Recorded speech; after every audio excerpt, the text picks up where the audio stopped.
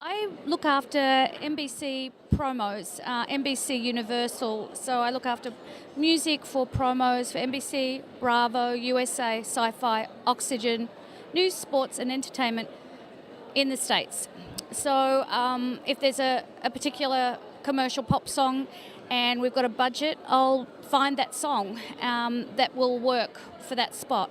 And hopefully it will market the show, and then people will come and watch in droves and watch our shows. But it's an awesome opportunity, obviously, for bands, unknown artists as well as well-known artists, to get their music heard. And, it is a new way. Like, TV is the new radio and promo's high rotation. Well, with the death of record sales, sync is the new way too, isn't it?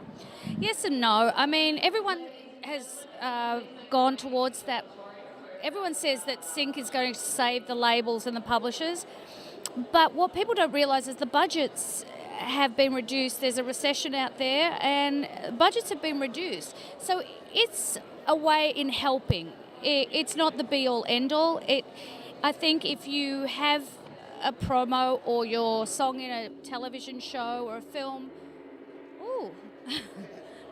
Someone's paying for that gong sound now. That's awesome. Yeah. And if you have something like that, then you can use it as a marketing tool to move your band to the next level.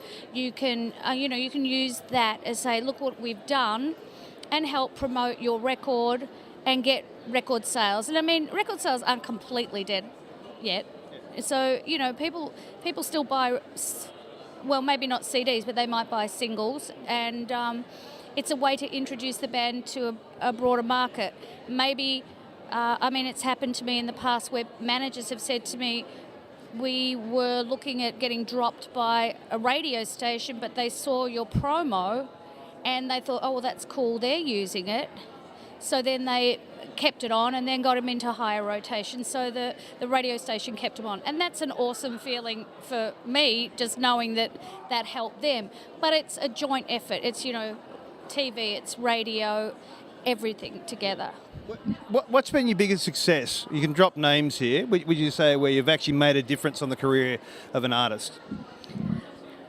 Well, I got a call once, and I think Susie McNeil, who was one of the runners-up on Rockstar in Excess, she had done a song, and I really liked it. And we used it in a promo for The Biggest Loser. And we did it was a reasonable deal. And it was so good, in fact, that we used it 6 weeks prior to launch and kept using it through the season up until the finale. Her rep at the time called me sort of halfway through and said, what do you think the money's going to be coming in and when? And I sort of did some calculations, and it wasn't too bad by the end. And the great news was that she was trying to write for her next album, and she didn't have enough money. She had to take a live show, like a backing vocal gig, and go out on tour. And she really didn't want it because she wanted to work on her new record. So she was able to stay at home because she had that income on its way. And so that felt really good to me, knowing that she could then continue and do what she wanted to do. So those kind of things, when I hear about them, it's awesome. And I've had a few phone calls from managers saying, oh, this has happened. And it's just awesome when you hear that kind of story because, that people, it's hard for artists. And the shift, see, in a day gone by, being involved in advertising or syncing into shows was an embarrassment for some bands. The shift in the last 10 years has been dramatic. About time too, because I used to do that for Mushroom Group here when I was in Australia, and sometimes I remember speaking to, I think it was, actually I bumped into her yesterday, Angie Hart, and I was doing a cigarette video. And they were like, oh, we don't know about cigarettes. I'm like, well, you smoke, don't you? I know it'd be so wrong now, but it is what it is. It's like you got to get your music out there, and who cares how people hear it? There's so much out there right now. People to sort of cut through it and see, oh, who is that band? Who's that song? Who wrote that song? Whatever. That's all people are trying to find out is, okay, I like that. Maybe I should get it. And it's just by repetition, hearing it over and over again. Now, you just did a seminar downstairs. I'm surprised you're actually alive and you weren't battered to get death by demo CDs as you walked out.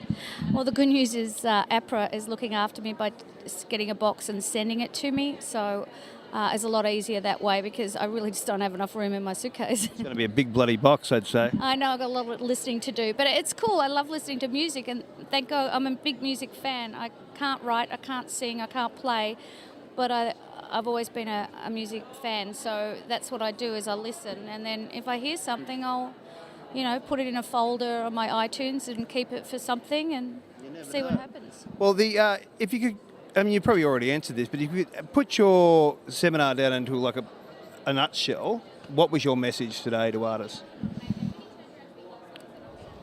I don't know if I had a message. I think, I had one yesterday as well as today. So my thing is just keep trying. I mean, I know it's really difficult because the great news is now it's very easy to find everyone because we have the internet and you can research and find who are supervisors, and you just got to do all your research and do your backstories, find out what's going on, so then you can pitch music to people. But at the same time, you got to remember that there's so much music now because everyone has access as well as you do, so you've got more competition. So even though it can be very difficult, you just keep trying, and if you believe in yourself and you believe in your work, and it comes down to the song. If the song's good, it'll cut through, and that's the main thing. You just keep believing in yourself, whatever your style is. And just because I don't like it doesn't mean it's good, bad, or whatever. Music is a personal taste, and everybody is different, and each thing, what I do are specific promos, but there's film, there's TV, there's all sorts of stuff. So you just keep trying and you just find out what works for you, and as long as your heart's in it and you're true to yourself, I think you'll get there.